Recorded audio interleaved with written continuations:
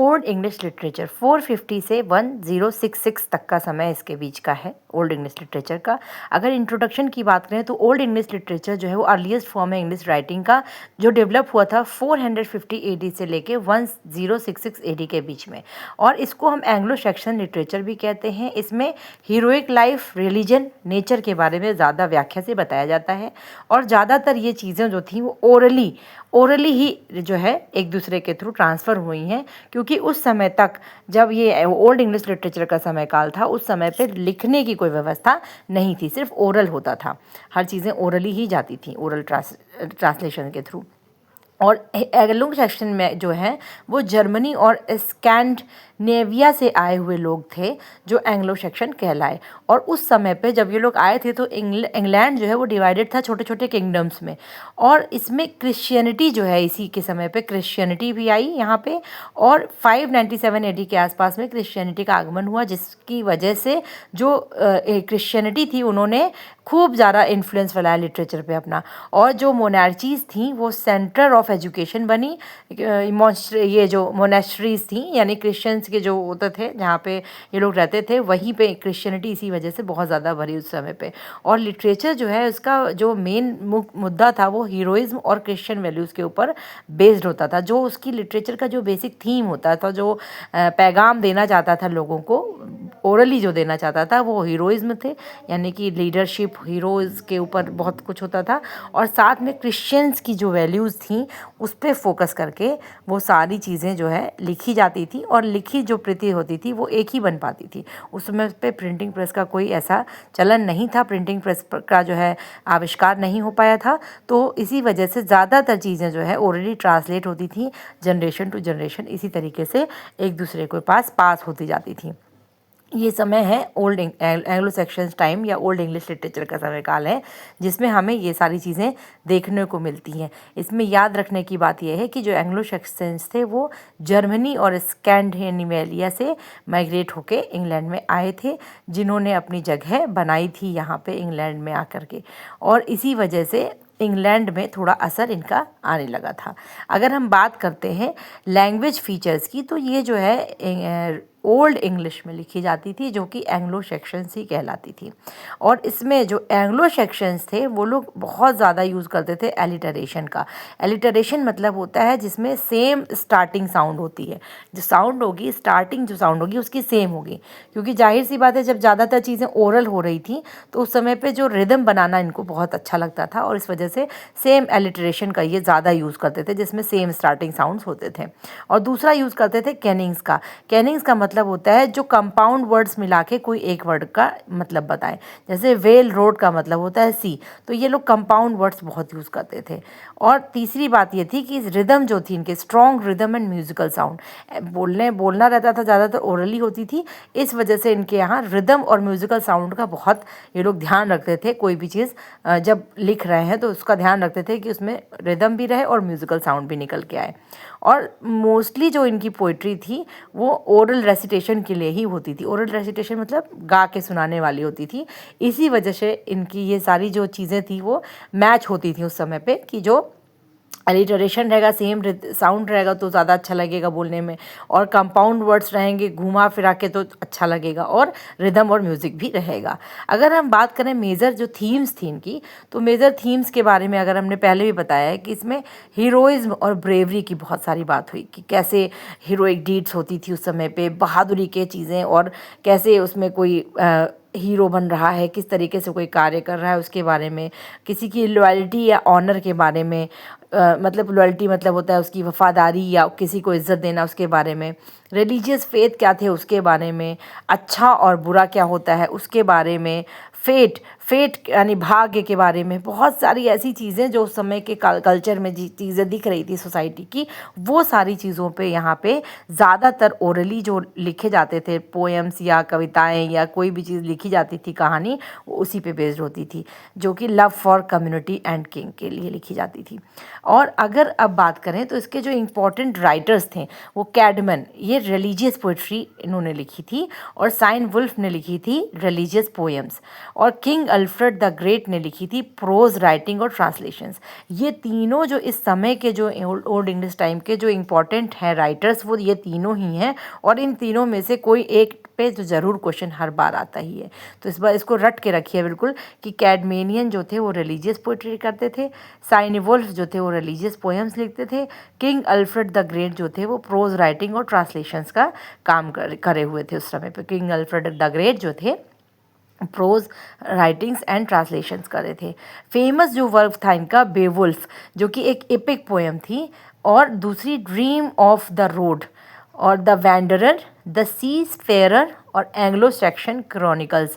तो ये famous work थे। वैसे बहुत सारे रहे होंगे, लेकिन ये जो फेमस वर्क जो सभी ने इसके बारे में ज़्यादातर जिक्र किया है, या हमारे एग्ज़ाम्स में भी इन पॉइंट्स को ज़्यादा टच किया जाता है, इसलिए इनके नाम याद रखिए। अगर कभी पूछ ले क्रोनोलॉजी में कि कौन कौन से ओल्ड इंग्लिश के टाइम के मतलब वर्क्स हैं, तो उसमें इन सबको आ सकता है इस टाइप के क्वेश्चन, इसलिए इन सब के नाम याद रख लीजिएगा कि बेवुल्फ हो गया, ड्रीम हो गया, वैंडरर, सीवर और एंग्लो सेक्शन क्रॉनिकल्स। बेवुल्फ की अगर हम बात करें, जो अभी हमने पढ़ा था वर्क, उसमें अगर इसकी बात करें तो ये एक हीरोइक एपिक पोएम है, जिसमें एक स्टोरी दी गई है वॉरियर की, जो फाइट करता है मॉन्स्टर्स से। मॉन्स्टर्स मतलब होता है राक्षस से लड़ाई करता है वो, और जिसमें उसके करेज के, उस हीरो के करेज के और लॉयल्टी और लीडरशिप के बारे में पूरी बखान की गई है पोएम में। और ये जो लिखा गया है, इसके राइटर का पता नहीं है कि किसने लिखा है, लेकिन ये जो है उस समय का ओल्ड इंग्लिश लिटरेचर का बहुत ही अच्छा वर्क है, अच्छा कार्य है, जो कि उस समय के कार्य के बारे में, पूरे कल्चर के बारे में बता देता है कि बेवुल्फ जो है ओल्ड इंग्लिश का ही वर्क है। और उसके बाद अगर हम बात करें कि इसमें लिटरेरी डिवाइसेस क्या क्या यूज़ हुई हैं, तो हम आपको बता दें कि एलिटरेशन, जैसा कि अभी हमने पहले डिस्कस किया था, कि जिसमें सेम साउंड रिपीट होती है बार बार, उसी को बोलते हैं एलिटरेशन। कैनिंग्स मतलब होता है जिसमें दो वर्ड्स जोड़ के कोई एक नया वर्ड बनाते हैं, उसको बोलते हैं कैनिंग्स। और इसमें एक और चीज़ बताइए, चैसोरा, तो उसका मतलब होता है जब पॉज होता है किसी लाइन में, दो लाइन के बीच में जो पॉज होता है उसको बोलते हैं सिजुरा। और इमेजरी और सिंबलिज्म मतलब होता है किसी चीज़ को सिंबलिज्म करके, सिंबल करके उसके बारे में बताना। इमेजरी मतलब होता है इमेजिनेशन करके कोई चीज़ को करना। तो ये सारी जो लिटरेरी डिवाइसेस थी, वो उन समय के जो पोएट्स थे, राइटर्स थे, उन्होंने भरपूर मात्रा में यूज़ किया है, क्योंकि उस समय पे इमोशंस को दिखाने का यही एक तरीका था, और ओरल ही कनेक्ट होना था लोगों से। तो इन सब चीज़ों को दिखा के लोग इमेजिन कर पाते थे, सिंबलाइज कर पाते थे चीज़ों को। और दूसरा, पॉज लेने से, जो पॉज लेता था वो उनकी खूबी बढ़ा देता था पोएम्स की। अगर हम अब बात करें, इसके सारे पॉइंटर्स जो हैं हमने पढ़े हैं, तो ओल्ड इंग्लिश लिटरेचर जो है उसको एंग्लो सेक्शन लिटरेचर भी कहते हैं। ओल्ड इंग्लिश पीरियड जो है 450 AD से 1066 AD तक है। मोस्ट ओल्ड इंग्लिश लिटरेचर जो है वो ओरल होती थी। बेवुल्फ ग्रेट एपिक पोएम है, जो कि इंग्लिश पीरियड की है, ओल्ड इंग्लिश पीरियड की है। ऑथर जो है इसके अननोन है, जिसको हम बोलते हैं एनोनिमस। और एलिटरेशन मेन पोएटिक डिवाइस थी ओल्ड इंग्लिश पोएट्री की।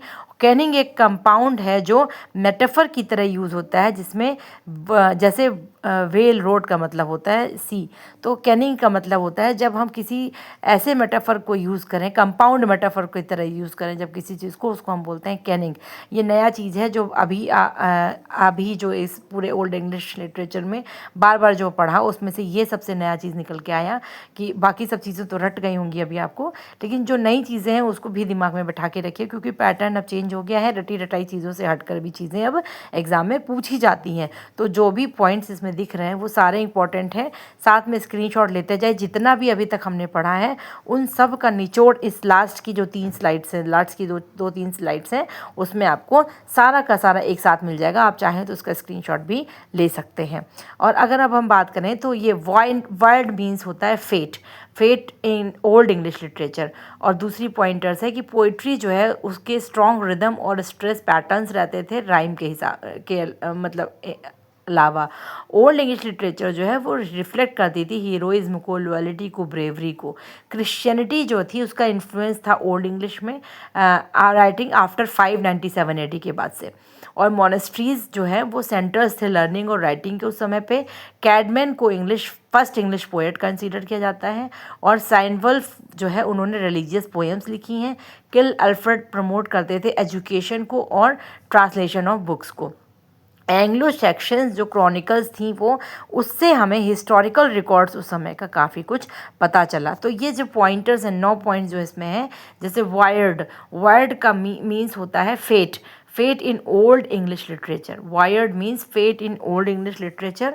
पोइट्री जो है इसका स्ट्रॉन्ग रिदम है और स्ट्रेस है, पैटर्न है राइम के अपेक्षा। जो पोइट्री थी उसकी स्ट्रॉन्ग रिदम थी उसमें और स्ट्रेस पैटर्न था कि मतलब जैसे होता नहीं स्ट्रेस देना किसी पॉइंट पे या किसी बात पे, ये चीज़ थी। राइम्स नहीं थी इसमें उस टाइम पे।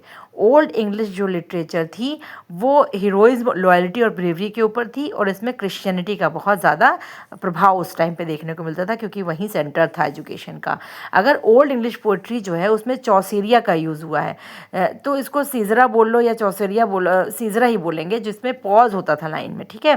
तो इसमें पॉज मतलब एक लाइन के बीच में गैप, पॉज होता था, उसको बोलते हैं, उसमें ये बहुत यूज़ होता था, सीजरा जिसको बोलते हैं। पैगान जो था वो हीरोइज्म और क्रिश्चियन फेथ जो है दोनों एक साथ था इस लिटरेचर में। जो एक क्रिश्चियन के फेथ था और ये हीरोइज्म था, दोनों चीज़ें इनके लिटरेचर में देखने को मिलती हैं।